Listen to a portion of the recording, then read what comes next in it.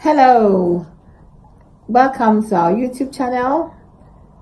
Our topic for today is children these days don't care about their mothers and fathers.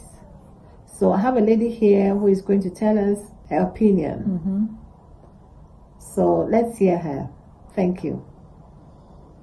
Okay, so I think that the relationship depends on the actual relationship you have with your mom and your father. So as a young person, myself, getting older now, it's that fine line between when you're younger, you kind of did what your parents said, and then as you get older, you become your own person. And so we all have this thing within us that wants to please our parents, but then we start to experience that in doing so, it's not always for our greatest good. So, for example, with my parents, I've kind of followed their way, went to university, did a degree, blah, blah, blah. And then there's a time when you actually have to start making decisions for yourself. But I noticed it can be hard for some parents to kind of let go of that control and actually allow their children to kind of find their own way, even if they don't agree with the way that they're going. It's not control. We're just trying to help because we have been there already. So we understand a lot of things that the children are going through. So when we are trying to pull you back from a situation, the children these days think we are controlling them. No, we are just trying to help. Okay. So maybe then it's a way of learning each other so that you know that when you're trying to help, it's received in the right way. Because if, for example, me and my mom, she's trying to guide me, but we're not getting on, then I feel like partly my mom's responsibility to find another way and my responsibility to find another way, because clearly it's not working. So for me, I think the most important thing in my relationship with my parents is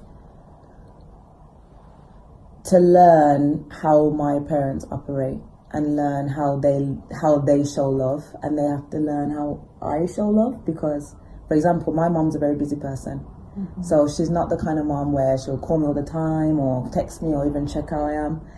But I know if something goes wrong, she's there for me.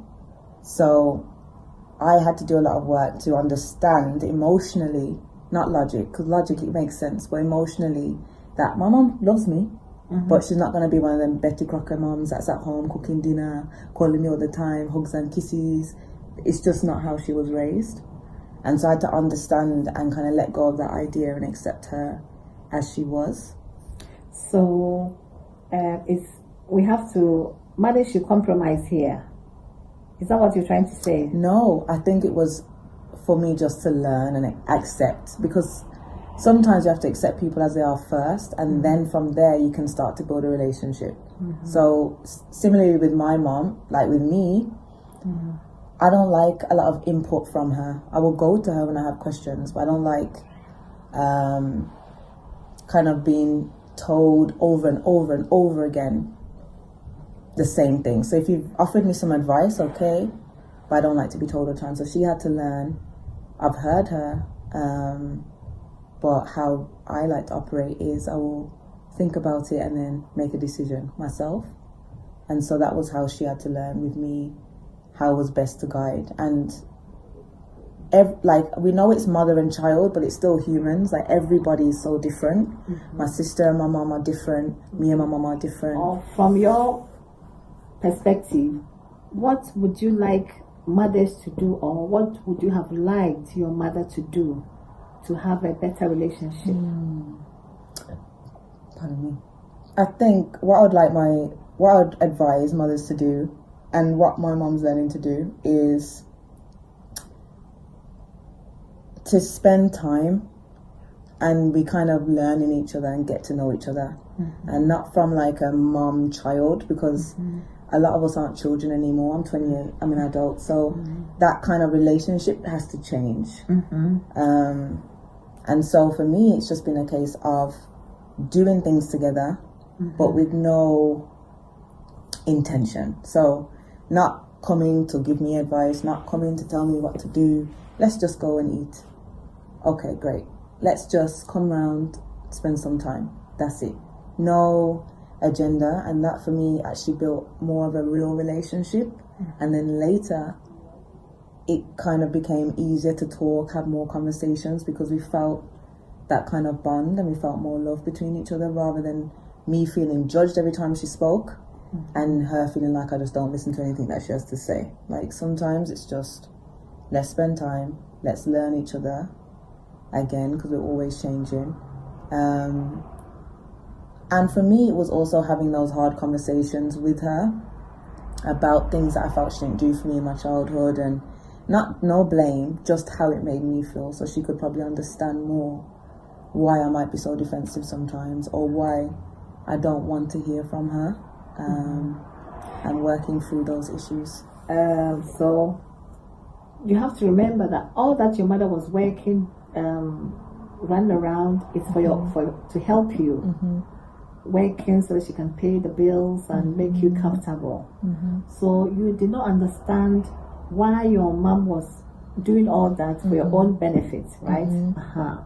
So it's as if you got it wrong somewhere.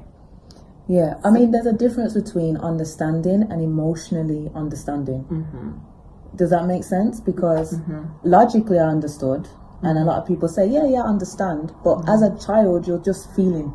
Children don't understand bills. Children don't remember. They just remember, were you at the dance rehearsal? Did you come to my school show? Were you here? They don't, as a child, someone in their childlike mind, they don't think about that, right? So you're just feeling, where they? And it's no blame, again, because as an adult, I can understand better what was going on, but you still have to give voice to that hurt, because if you don't, it's kind of like what bubbles under the surface sometimes. And I realized there's patterns, you know. My mom was raised a certain way, my mother's mother was raised a certain way. Sometimes it's generational. Some, you know, with, you know, people, black people, African people, Caribbean people, you know, we have sometimes a very strict upbringing, and sometimes it doesn't feel like there's love there, because, you know, maybe my grandma didn't experience it herself to give it to my mom, you know. So it's no blame, but it's you still have to work through it emotionally. So yeah, it affected you in a way, how you perceive things. So now your advice to the young mothers is they should just have time for their children, discuss and explain why they are doing things in a certain way. Okay. Thank you very much. Okay. We continue. Thank you.